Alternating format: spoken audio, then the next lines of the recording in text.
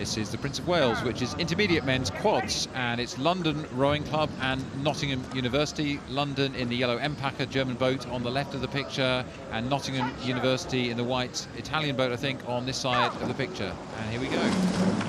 Yeah, we just saw the person holding the back of the boat there for Nottingham just let go of the boat, and it smoothly moved away out of their hands as they made a really nice, calm, quiet start on the right of our picture. And again, both these quads looking really nice along the island here.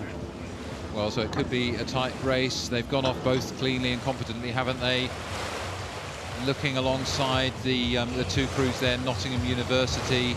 Just starting at this point in the race, sort of 20 strokes in, you want to really make sure you're rowing full length, but you're still probably striking a couple of strokes a minute higher than you will do through the middle of the course. So you're trying to transition into something powerful and sustainable.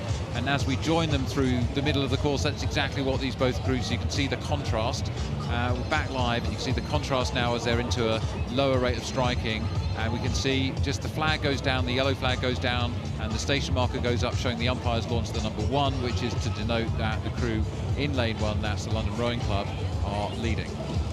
Yeah, and still quite dynamic sculling from that London Rowing Club crew. Still, you can see the blades moving very quickly out of the water, so the hands are fast at the finish in front of the bodies to just not overwork it, not let it get heavy, but get the blades out of the water, get back onto the feet and keep the stroke rate ticking, which I think keeping it ticking looks like a pretty important thing to do right now. Yeah, it's really nice quad sculling, isn't it? There, looking at the back of Greg Maxwell, Shane Willis, Rui Kazoo and Matt Curtis from London, moving nicely together, just watching for the legs moving and the backs moving, the kind of form. That's how you apply the power. And then you're looking at the spoons, those white spoons, quite easy to see how well they are in time. We're moving cleanly through the water, just levering the boat past those spoons. Yeah, pretty clean sculling as we see it over the top there from that London Rowing Club crew as they pass the Remenham Club. They'll see their own flag on the top of that club, the blue and white one to the left. And then in the foreground now we've got the crew from Nottingham University in the bow seat, Lucas Salman. He's from Lima in Peru, where he trains with, and he's part of their national team. He tried to qualify in the double scull for Tokyo, for the Olympic Games, went for the qualifying regatta. We see the rest of the crew here. Yeah, so that's Oliver Lawton sitting in front of him, Christian Channer at 3, backing up the stroke man Lewis Howlett. A good array of headgear here. There's always a big debate in rowing between the bucket hat and the peaked hat, or no headgear at all. It's a matter of preference, isn't it? But some people find keeping the sun out of their faces is really important, and there's plenty of sunshine going around still, even as we approach, well, we're coming up to 10 minutes to 8. Beautiful sunlight here in midsummer in Henley.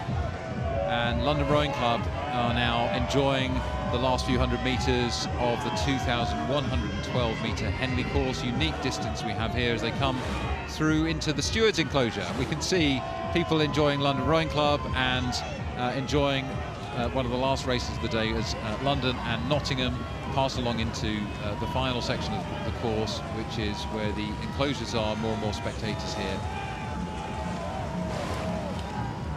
Yeah, the spectators enjoying the scene. We see the back of Greg Maxwell there in the bow seats, and yeah, just really quietly moving along nicely. Shane Willis in front of him. He's competed in Canadian Henley, and he wants to come here and now compete in British Henley Royal, where he hopes the standard will be just as doable for him.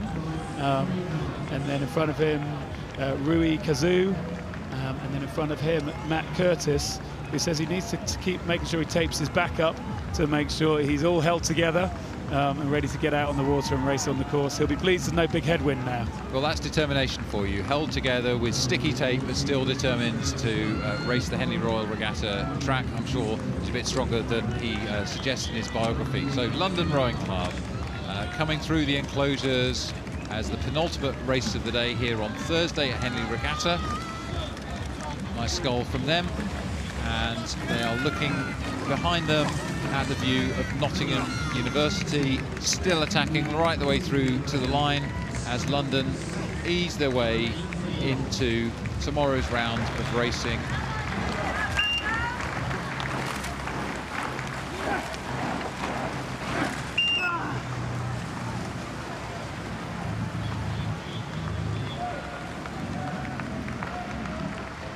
So that is London Rowing Club beating Nottingham University in the Prince of Wales intermediate quads.